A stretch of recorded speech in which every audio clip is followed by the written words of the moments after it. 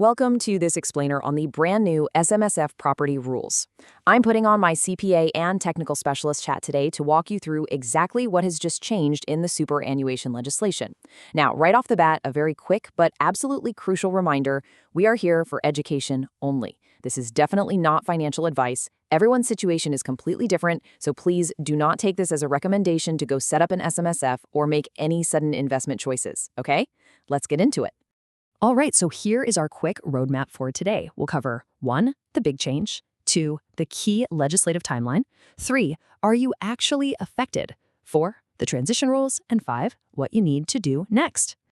Okay, kicking things off with Section 1, the big change. What exactly happened to LRBAs? So, looking straight at Schedule 5 of the Treasury Laws Amendment Act 2026, there is this tiny, but honestly massively impactful amendment to the Superannuation Industry Supervision Act.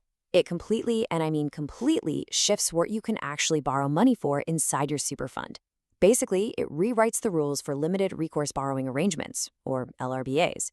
You know, that's just the legal structure that lets your SMSF borrow money to buy a big asset, like an investment property. But wow, here is the kicker. By adding a strict requirement that any real property has to be business real property, the government has fundamentally drawn a massive line in the sand. In plain, everyday English, this means everyday Aussies can no longer use an LRBA through their SMSF to buy a residential investment property. No way, it's done. You can still use an LRBA for, say, a commercial office or retail shop, but residential properties are literally off the table if you need to borrow money to buy them.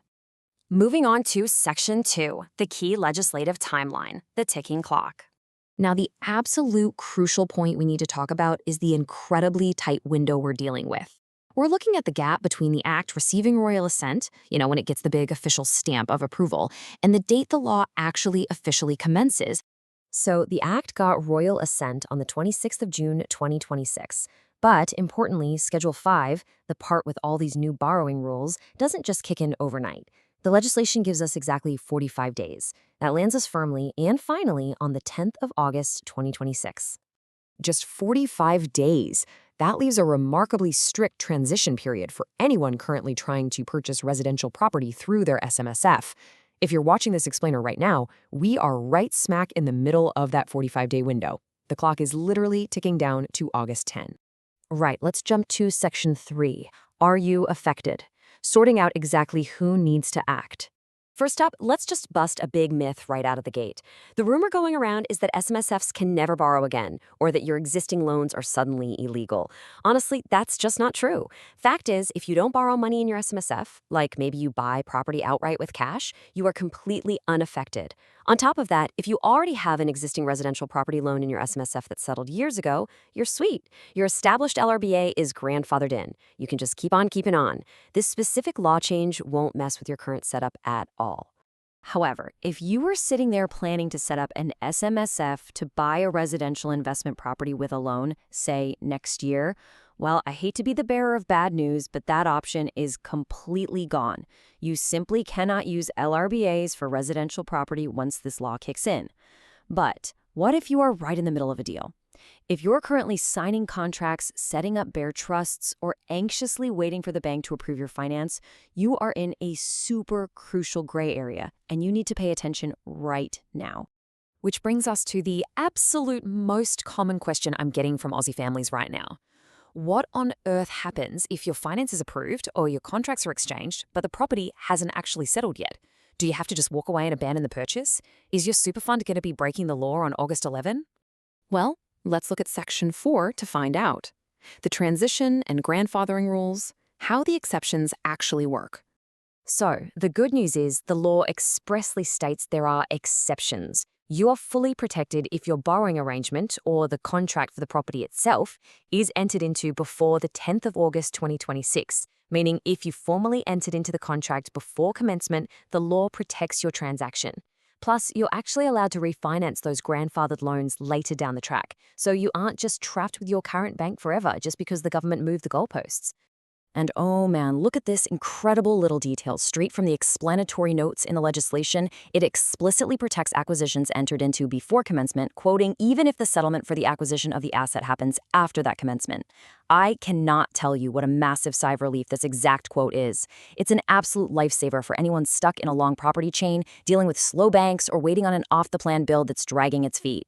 Let's just look at a quick practical example to make this crystal clear. Say we have John and Sarah.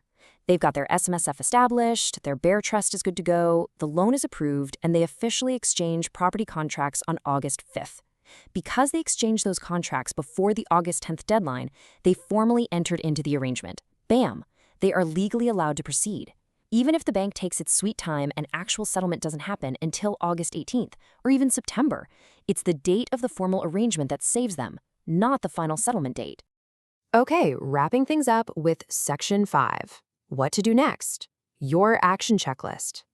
If you are currently under contract or waiting on finance, you need to follow these steps right now.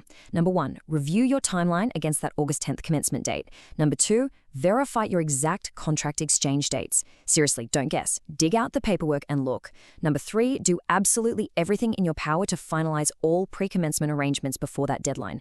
And number 4, speak to your licensed advisor immediately. Your mortgage broker, your solicitor, and your accountant all need to be talking and on the exact same page this week. And please, keep this very vital technicality in mind.